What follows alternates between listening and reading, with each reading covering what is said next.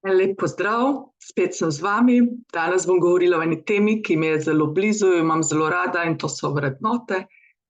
Vrednote predstavljajo nekaj, kar za nas predstavlja neko večjo vrednost, za kar smo se pripravljeni bolj potruditi in nam je res pomembno. In kadar ljudje delujejo tako, kot mi verjamemo, da je prav in da je pomembno, da se tako ravnamo, so nam te ljudje tudi bližji. In z njimi rajše sodelujemo, smo z njimi bolj povezani. Zato se mi zdi, da je zelo fajn, da ko govorimo o delovnih okoljih, prepoznamo še eno zadevo, ki se nam zelo pogosto dogaja, da imajo posamezniki podobne vrednote, pa včasih ne vejo, kje se razlikujejo. In en tak primer je vrednota poštenost in pa pravičnost. Zelo pogosto sta te vrednoti pri ljudeh zelo povezani, ni pa nujno, da je tako, a ne? Torej, poglejmo najprej prvo vrednoto. Jaz bom za prvo izbrala vrednoto poštenost. Zakaj? Zato, ker bolj izhaja iz človeka. Človek je tisti pošten, ki bo šel in bo rajš naredil tisto, kar je prav, kot tisto, kar je fajn. Torej, je zelo resnicoljuben in bo vedno spoštoval dogovore. Če dogovorov ne bo mogel spoštovati, bomo izjemno neprijetno ob tem in bo slej ko prej tudi prišel in povedal, žal mi je, naredil sem to pa to, čeprav smo se dogovorili tako pa tako. In takega človeka mi v delovnih okoljih imamo zelo radi, zato ker vemo, kaj lahko od njega pričakujemo, ker bo on tudi to pošteno povedal. Po drugi strani, če nekaj pa ne bo naredil, pa bo tudi to povedal in bomo vedeli in bomo lahko to korigirali.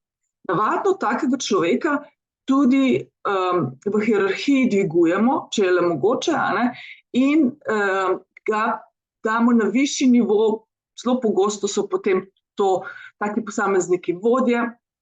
Zakaj? Zato, ker tudi naslednjo vrednoto, to je pa pravičnost, oni zelo dobro znajo deliti z ostalimi osebami.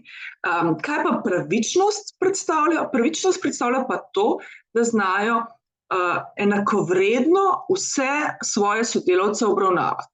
Torej, kadar imajo recimo omejeno količino sredstev ali pa omejeno količino, ne vem, orodja, česarkoli, tudi časa, ne, da bojo oni kar se da pravično razdelili med vse njihove sodelavce in sodelavci pri tem ne bojo potem imeli težav, da se ne bojo dobro počutili na osnovi tega v delovnem okolju. Torej, poštenost je osebna nota, medtem ko pri pravičnosti je bolj ta, kako jaz delujem z svojimi sodelavci. Zelo pogosto ena preraste v drugo, je pa recimo človek, če v osnovi ni pošten, tudi kasneje pravičen ne bo, ne. Torej, če vidite, da se rad, evo, ko smo ravno pri štempljanju, ne štemplja, ko gre domov, pa reče, kdaj je bil in tako naprej, ja, tak tudi najbrž potem pri delitvi različnih virov sredstev ne bo zelo uspešen, a ne.